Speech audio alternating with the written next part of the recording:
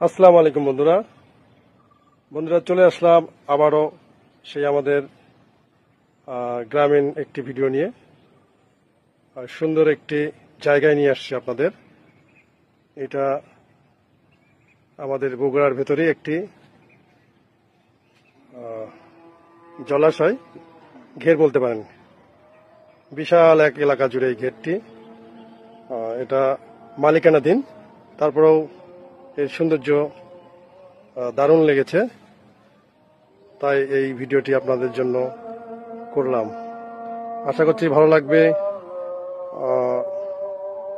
ভালো লাগলে অবশ্যই জানাবেন এবং দেখা হবে আবার অন্য কোনো ভিডিওতে।